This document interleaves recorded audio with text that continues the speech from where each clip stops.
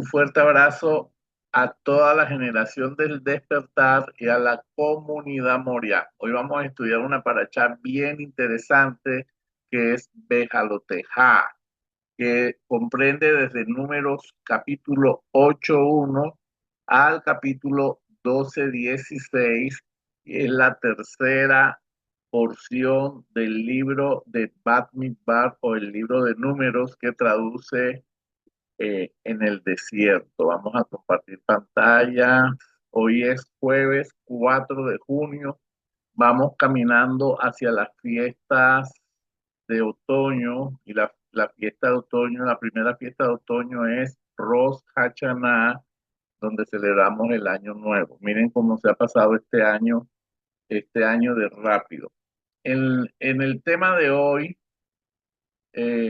que es muy hermoso porque habla del encendido de la menorá. De la menorá es el candelabro de 7 brazos en, que se encendía en el Mizcam, pero también se encendía en el templo de Salomón y posteriormente en el segundo templo. Cuando el sumo sacerdote tenía el oficio de encender las velas, que él mismo se elevaba y también elevaba a toda la comunidad. Así que cuando decimos Bejalotejá es cuando eleves. Esta paracha que se da en el libro de Números o Sefer Bat Midbar, Esta que, iglesia. que significa en el desierto, ya que este libro de Números es un recuento de la salida del pueblo de Israel del monte Sinaí hacia la tierra prometida. En el Midrash, en un capítulo de esta paracha, el Eterno habla sobre la generación del desierto, que fue una generación maravillosa, una generación de valientes, una generación de personas con mucha emuná, porque en el desierto lo que se encuentra es aridez, en el desierto lo que se encuentra son culebras, serpientes, en el desierto hay mucha hostilidad, más sin embargo, ellos decidieron caminar como si estuvieran viendo al invisible, de tal forma que todos los procesos, todos los todos los campamentos que se dieron en esos 40 años formaron el carácter del pueblo de Israel. Dios los fortaleció, Dios los pulió, Dios en medio de la adversidad del desierto los unió, creando una fe inquebrantable. Y claro, en el monte Sinaí le dijo, ustedes son una nación de reyes y de sacerdotes. Así que en esta porción bíblica, que es bien extensa, vamos a tocar varios puntos. Entre ellos, la primera enseñanza que nos brinda esta paracha es el carácter generoso y espléndido del corazón de nuestros hermanos judíos cuando se trata de ofrendar o de dar algo para Dios. ¿Por qué? Porque en la porción anterior se narra acerca de la ofrenda que dieron los príncipes de cada tribu, los Nesín.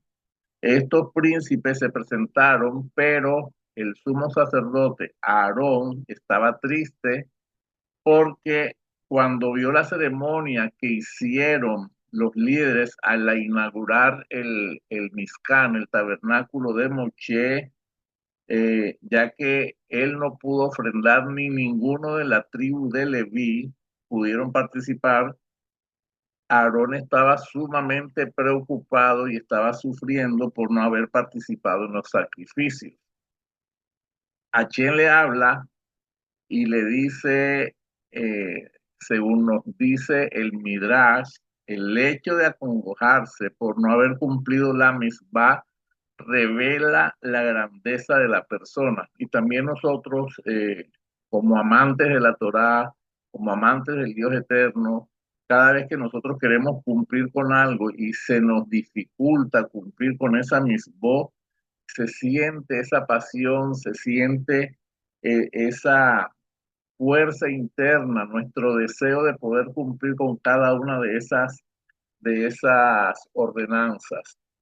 Y esa grandeza se mide en función del anhelo, en función de la relación y la manera de cumplir cada mismo. Hay gente que hacen Shabbat y prenden una velita y ya se olvidan, ya para ellos ya hicieron Shabbat. Eso no es así. Hay otras personas que hacen Shabbat y se esmeran, colocan flores, ponen sus mejores vajillas, piensan en el plato que van a colocar en Shabbat desde el miércoles, están arreglando la casa desde el jueves y eso es cumplir una misma compasión.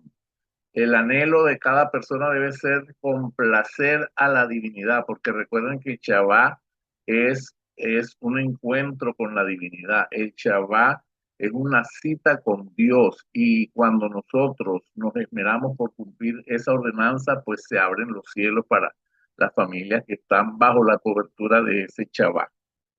Entonces, esta actitud y esta fuerza, esta pasión de cumplir con las instrucciones de la Torá, asegura una vida llena de posibilidades, asegura una vida llena de luz y de protección.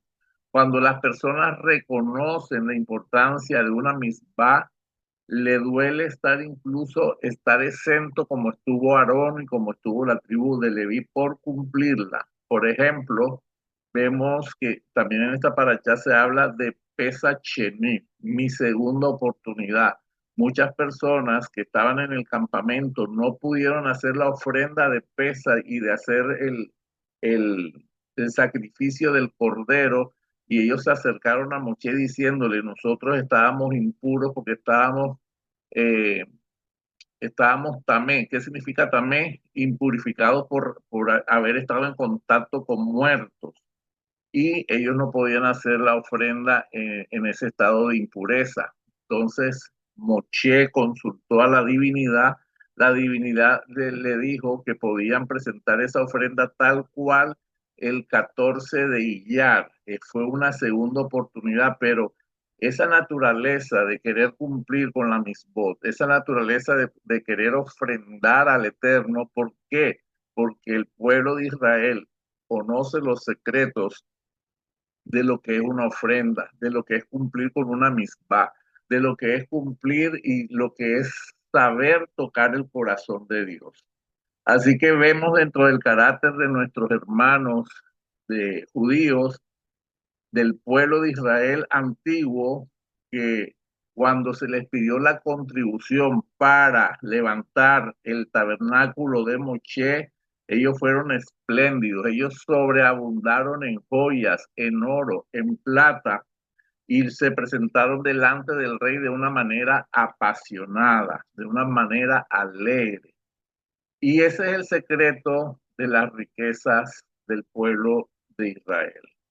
En todo lugar donde está sentado el pueblo de Israel, ellos son las columnas fuertes de la economía de Nueva York, de París, de Inglaterra, en todos los principales ciudades del mundo donde están las comunidades hebreas, ellos son las columnas financieras de esos países. El secreto de ellos es tener ese corazón amoroso para Dios y desprendido para Dios. ¿Por qué? Porque la Taná dice, si somos fieles en lo poco, Dios nos pondrá en lo mucho. Así que hay que saber administrar lo poco, darle a Dios lo que es de Dios y establecer en nuestras vidas esa manera de actuar de nuestros hermanos judíos. ¿Por qué? Porque debe estar presente que cada oportunidad que tenemos para colocar semilla en tierra es una oportunidad de recibir una gran cosecha. Ya no hay Mizcán, ya no hay templo. ¿Por qué? Porque ya el tabernáculo de Moché no existe. Cuando vamos a Israel, nos llevan donde estuvo erigido el tabernáculo de Moché y nos muestran películas. Cuando vamos a Israel, vamos al Muro de los Lamentos, que es lo último que quedó donde se pueden hacer los rezos y que Dios dijo que todo el que rezara ahí, Dios escucharía sus oraciones. Pero entonces, ¿a dónde llevamos nuestras sedacas, nuestras ofrendas, nuestros diezmos? Dice el Sulhan Aruch, que es un libro de ética que nos enseña cómo proceder en cada una de las festividades, en cada uno de los tiempos marcados y cómo proceder de acuerdo a la halajá. Y tiene que ver que cada ofrenda, cada diezmo que nosotros presentamos delante del Eterno debe ser para apoyar a las instituciones que llevan la luz de la Torá. Volviendo al tema de Aarón, que él se sentía afligido porque él no pudo ofrendar, vemos cómo estaba acongojado y triste, y el Eterno le dijo, según el Midrash, tu grandeza es mayor que la de ellos, porque tú prepararás y encenderás las velas de la menorá día tras día. Hashem empleó un término inusual para encender la menorá diciendo Bejaloteja, que significa vos ganaréis elevación. Cada vez que nosotros encendemos las velas de nuestro Shabbat, estamos ganando elevación, aunque en cada hogar la mujer, el ama de casa, es la que está marcada para encender la vela, y cada vez que la mujer hace este movimiento de atraer la luz de la vela del Shabbat, está conectando con el árbol de la vida, con la columna central, con la columna derecha y con la columna izquierda. Por eso son tres movimientos, y el cumplimiento de esta misma hace que potencialmente todo el que hace Shabbat sea elevado en el momento de encender la vela. Y ahí hay un secreto. Cuando nosotros preparamos nuestra casa para Shabbat, cuando nosotros limpiamos nuestra casa para Shabbat, cuando nosotros estamos dispuestos para recibir la luz del Shabbat, en el momento en que ya todo está listo, es cuando la mujer debe proceder a encender la vela. Claro, hay una hora que se establece, que es en el atardecer, cuando ya el sol va a desaparecer. En ese momento se debe encender la vela. El encendido de esa vela no solamente nos eleva, sino que dice el Zohar que es un secreto para traer las riquezas de Yese, la misericordia de Dios, de la bondad. Entonces, cuando se enciende en la vela, está trayendo esa energía potente sobre tu casa, y le estás diciendo a los ángeles y a los arcángeles, porque cada Shabbat es un relevo de ángeles. Los ángeles que nos estuvieron acompañando los 6 días laborales se retiran, y vienen los ángeles regios, ángeles ministradores, ángeles de alta jerarquía, que vienen al preámbulo de la llegada de la reina del Shabbat. La reina del Shabbat es ese aspecto femenino que en el árbol de la vida es Binah, y llega como esa chequiná. Cuando se encienden las velas, la atmósfera del hogar cambia, la atmósfera de todo lugar donde se encienden las velas de Shabbat es cambiado. Así que cuando estudiamos esta paracha a la luz del Zohar, descubrimos varios secretos. Uno de los secretos es que el encendido de las velas nos trae riquezas. Así que cuando Debemos, debemos estar conscientes siempre para nutrir esa llama hasta que genere una luz uniforme y tan potente, que se expanda. Cuando se enciende esa vela de Shabbat, se expande esa luz. Ya no hay templo, ya no hay tabernáculo. Muchas personas se dejan absorber por las circunstancias, empiezan a decir yo hoy no voy a hacer Shabbat. Otras personas dicen yo para qué voy a estar rezando, yo para qué voy a estar leyendo salmos, yo para qué voy a estar eh, eh, en esta búsqueda, porque se cansan, se dejan absorber por las circunstancias. En medio de la crisis se sienten absortos, y las pruebas apagan esa luz que ya tienen encendida, pero es necesario que nosotros activemos ese fuego interno. porque tenemos la luz superior, que es cuando encendemos la menorá, esa luz exterior, pero tenemos un lugar sagrado en nuestro corazón, que es esa luz interna, que esa sí no se puede apagar. Desde el lugar sagrado del corazón, encender el fuego que no se apagará, hace que las tinieblas retrocedan. Así que tenemos un encendido de velas exterior, como dice el Zohar, y hay otro encendido de velas en nuestro interior, que es el fuego que no se apagará. Entonces, acabamos de pasar una luna llena y la enseñanza de esa luna llena fue poderosísima. Mi esposa la dio el martes, tiene que buscarla en el canal de YouTube. ¿Por qué? Todos estamos en conocimiento de que la luna tiene fases y está comprobado científicamente de que la luna nueva eh, eh, a- cambia la atmósfera en la Tierra, la luna llena cambia las mareas, aún los animales sienten los cambios de luna nueva a luna llena, de luna llena a luna descendente, y vemos que la naturaleza es influenciada por los movimientos de la luna.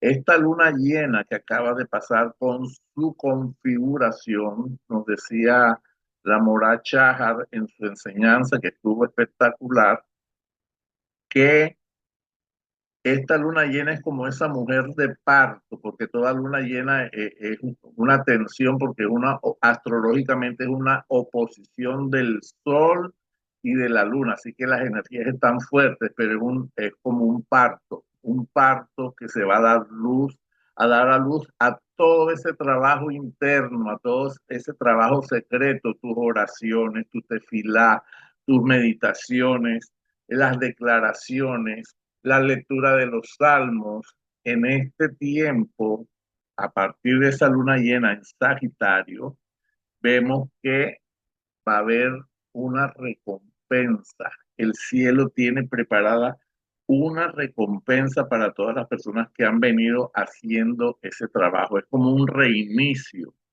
Eh, este reinicio que el universo nos está diciendo y que el universo nos está hablando, nosotros tenemos que prepararnos. ¿Por qué?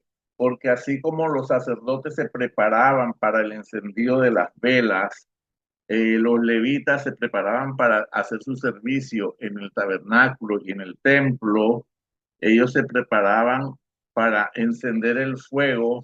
Antes de iniciar labores, debían liberarse de toda impureza.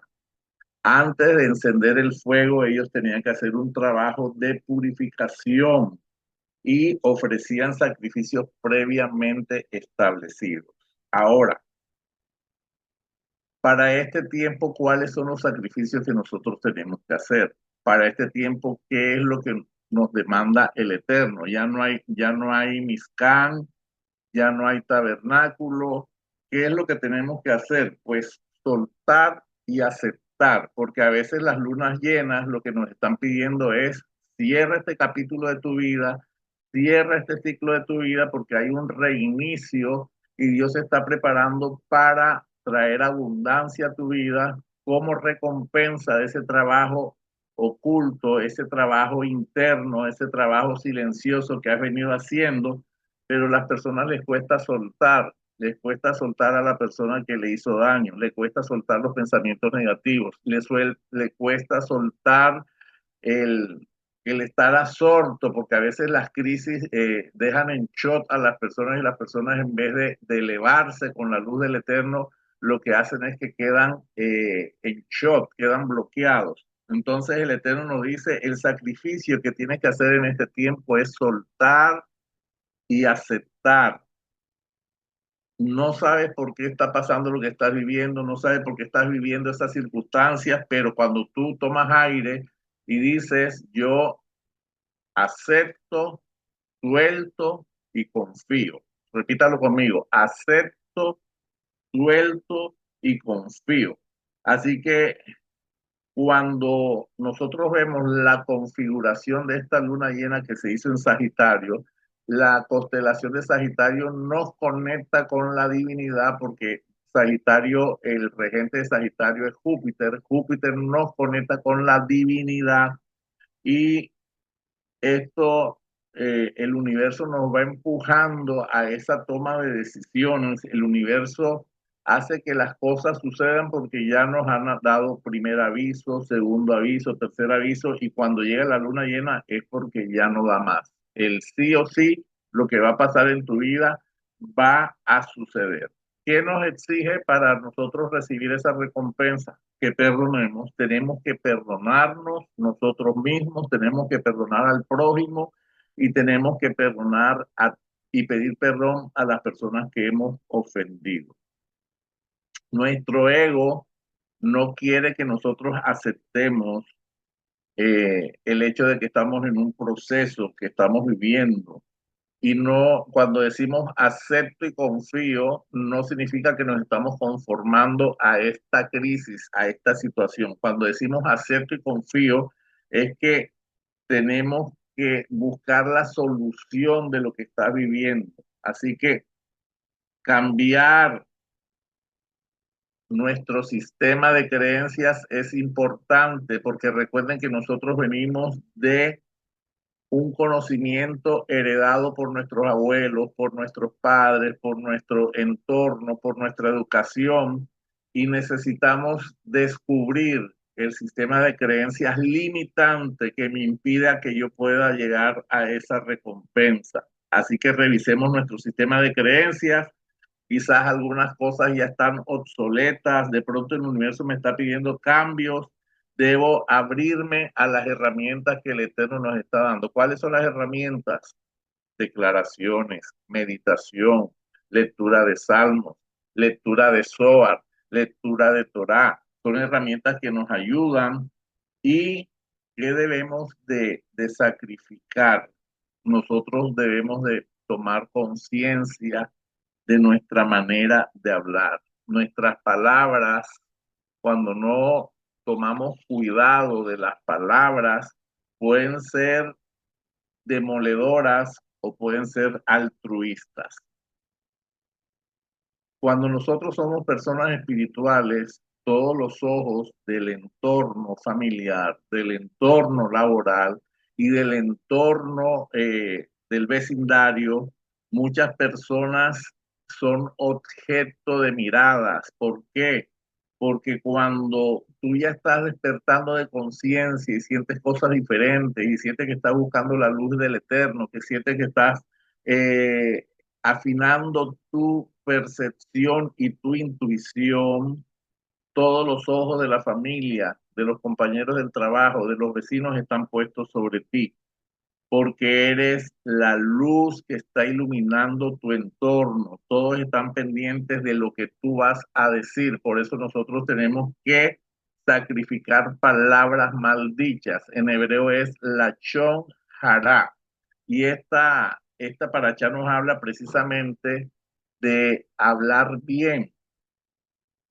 Todo lo que sale de nuestra boca que sea para edificación, porque cuando nosotros somos considerados los sabios, los que estamos despertando, los que estamos en una posición diferente en nuestro nivel de conciencia y hablamos cualquier barrabasada, es como la mosca que daña el perfume del perfumista. Era considerado el sabio de la familia, era considerado el espiritual de la familia, era considerado la persona que tenía entendimiento de la Biblia, de la Torá y de la Taná.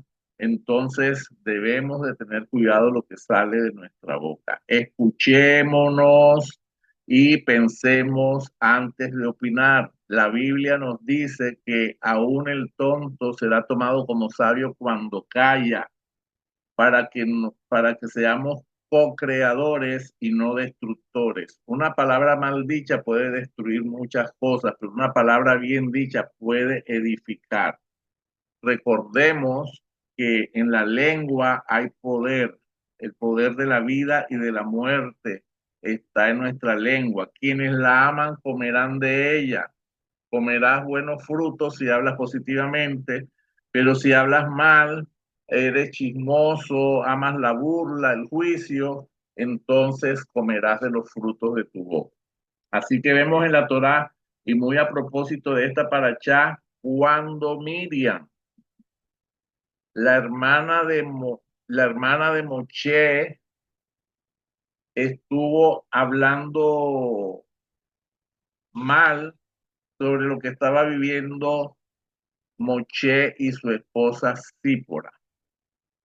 Sípora es la hija de Yetro, y la hija de Yetro era hermosa, era, era hermosa por dentro y por fuera, era de rectitud y una queduchá impresionante. Cuando estamos hablando de la queduchá, estamos hablando de esa santidad, pero que se emanaba por sus poros. Sípora también era de un cenut. Cenut es esa pureza interior que tienen las mujeres. Y cuando llegaba la esposa de Moche a un lugar, era tan grande la gloria que ella manifestaba que las personas le hacían reverencia. Era inevitable que las personas la miraran con honor y le hacían venia.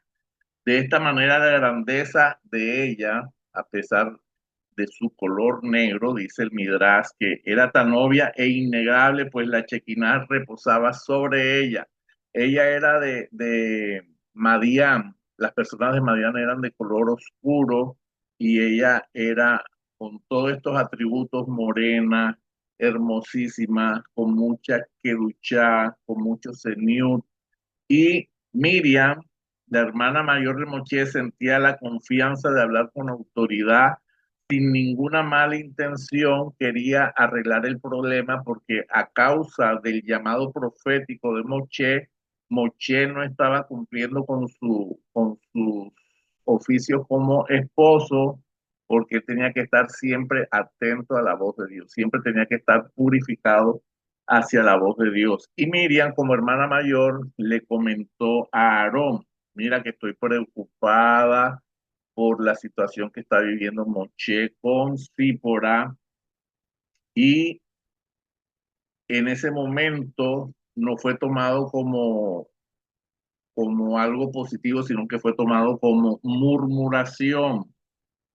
Ella no tuvo en cuenta la posición elevada de Moche ante el pueblo ni ante Dios, y así que el Eterno se enfureció contra Miriam y contra Aarón, aunque no había una mala intención de parte de Miriam, sino de arreglar ese problema que ellos dos tenían. Fue tomado como la Chon Jara. Eso lo pueden corroborar en el Midrash de Bejaloteja, página 134 al 139. Dice el Midrash que Achén defendió a Moche y súbitamente escucharon la voz de Dios, Moche, Aarón y Miriam, y les dijo que se fueran para el tabernáculo porque ahí les iba a hablar.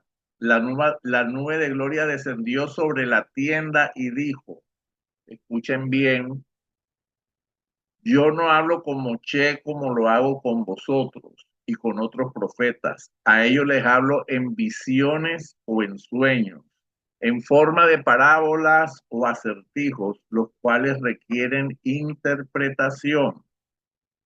A Moche le hablo cara a cara, con perfecta claridad.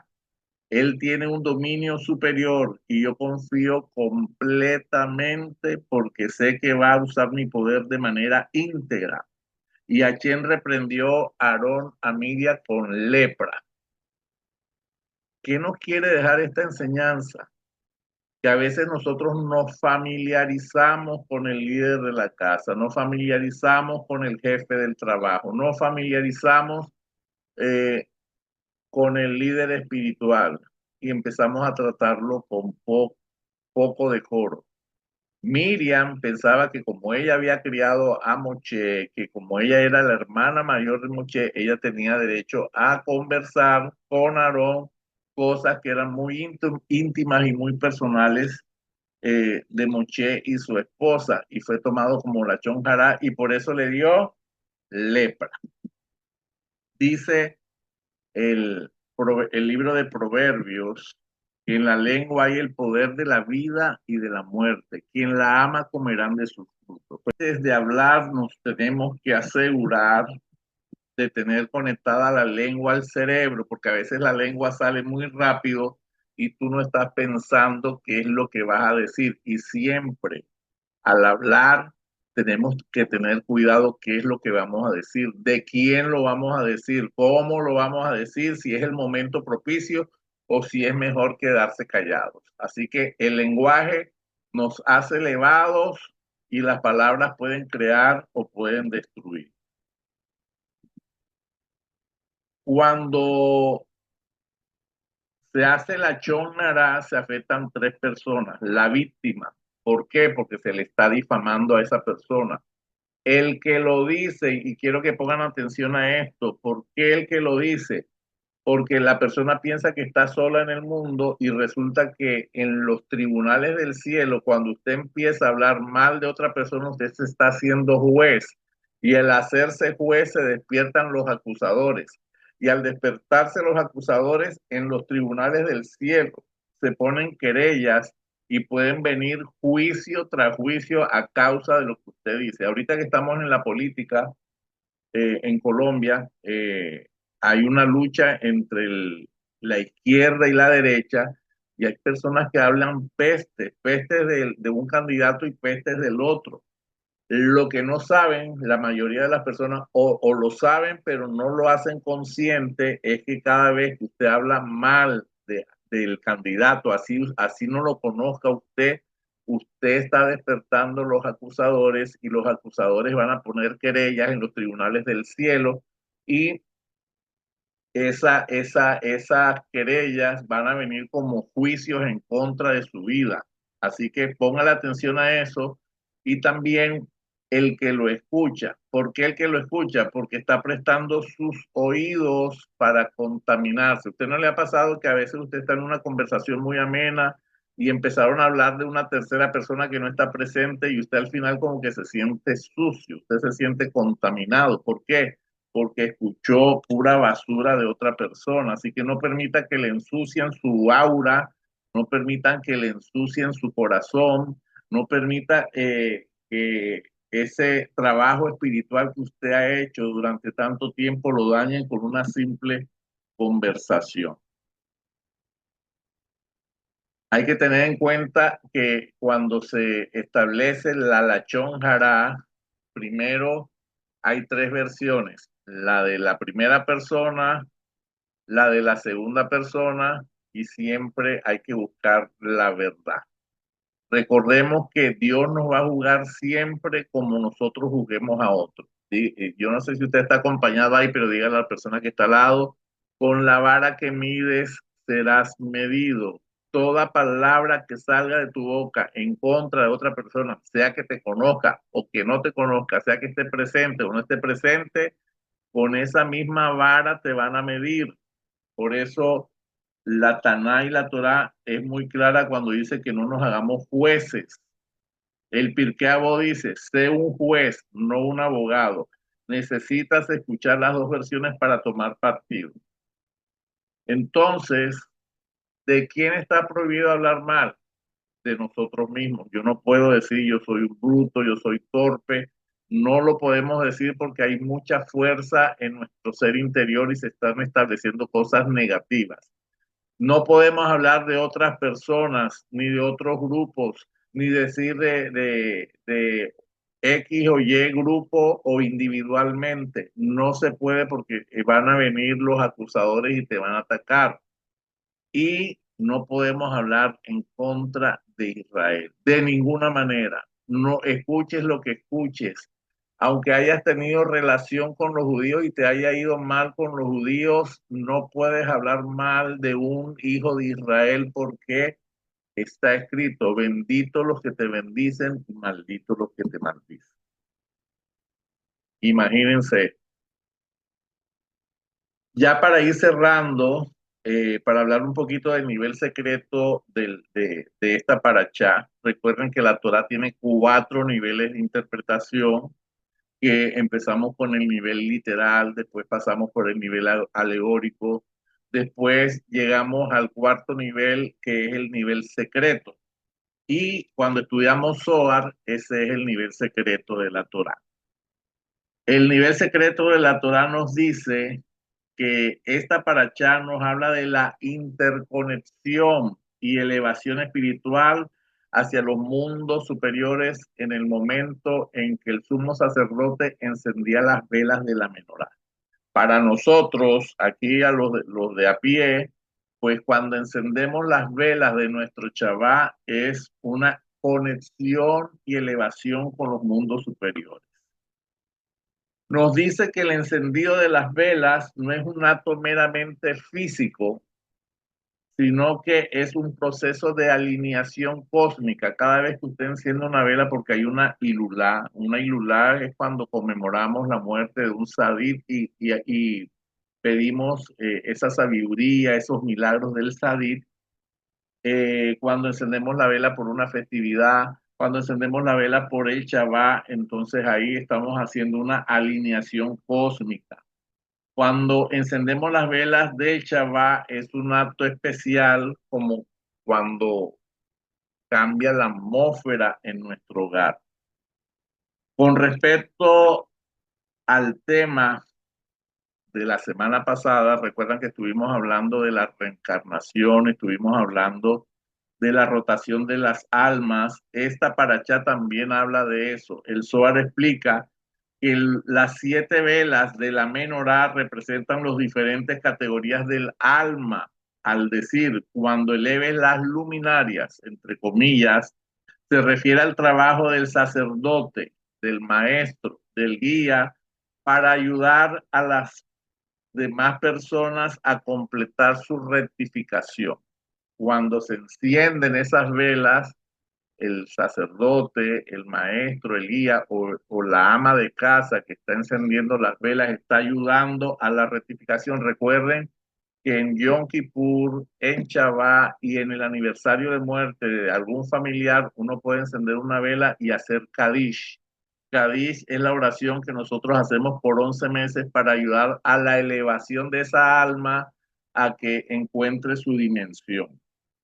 Con respecto al Gilgul o a la rotación de almas, si si un alma no logra arder por sí misma, ¿qué quiere decir? Si no logra alcanzar su propósito o su nivel espiritual en una vida, debe regresar a esta a este mundo físico, a una nueva experiencia, hasta que logre equilibrar su luz.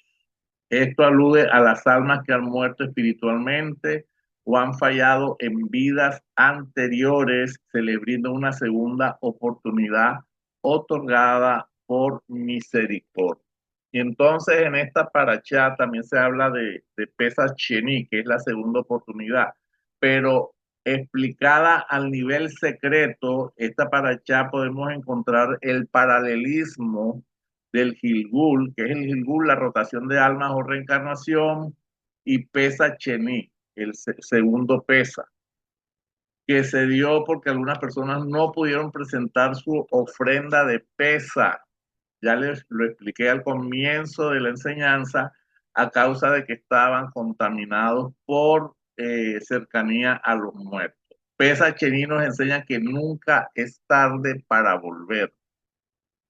La reencarnación permite que el alma regrese en una nueva configuración para completar su tikkun o su rectificación. Según las enseñanzas del rabino Isá Luria, el Arizal, no, les explicaba la semana pasada que las personas pueden regresar en diferentes configuraciones. Pueden regresar en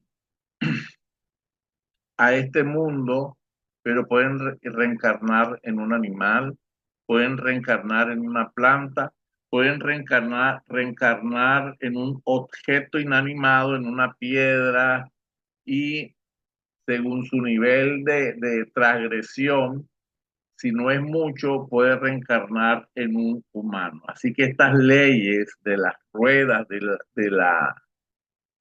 la rotación de almas, es importante tenerlas en cuenta. la clase de la semana pasada di más detalles y quiero leerles otros dos testimonios del libro del Arizal,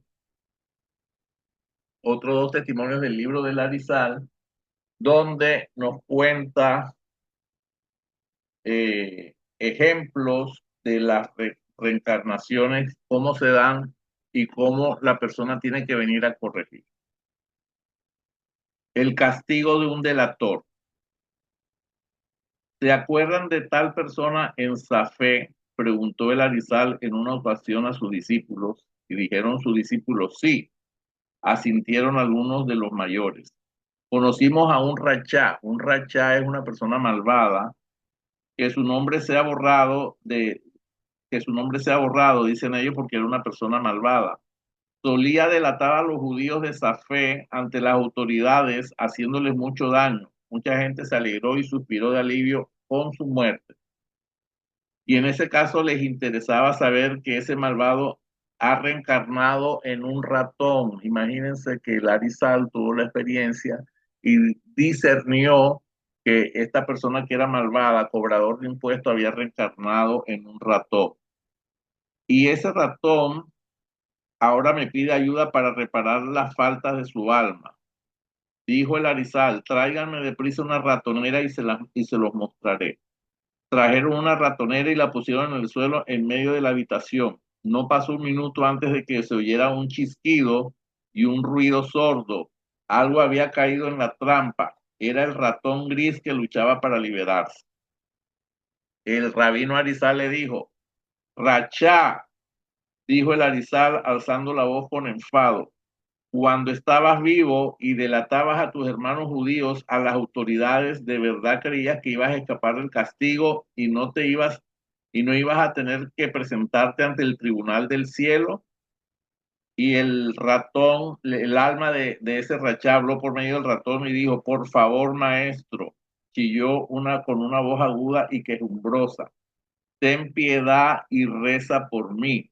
Reza para que me envíen al infierno, donde mi alma podrá expiar sus pecados y limpiarse, porque aquí estoy sufriendo más que los que se abrazan en el infierno.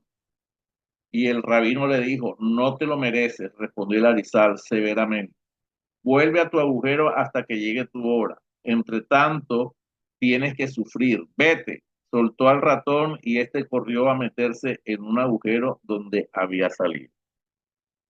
Aquí nos están confirmando que cuando las personas reencarnan pueden venir en forma sobre una persona humana, sobre un animal, sobre una planta y sobre un objeto inanimado. Aquí hay otro testimonio más impresionante. Cuidado con el perro. Rat Abraham Benpúa era uno de los habitantes más distinguidos de Safé. Era rico, pero también devoto y generoso. Rat Abraham nunca despedía a nadie en vano, siempre estaba dispuesto a escuchar las desdichas de sus hermanos infortunados. Los escuchaba con paciencia, consolaba a sus visitantes con palabras de ánimo y para terminar les daba una generosa suma de dinero. Tenía gran reputación en todo el mundo en la ciudad lo respetaba. Rat Abraham tenía un vecino que también era rico y a veces hacían negocio juntos. El vecino se puso enfermo y su condición empeoró de día en día, aunque la familia llamó a los mejores médicos, no pudo encontrar solución y murió después.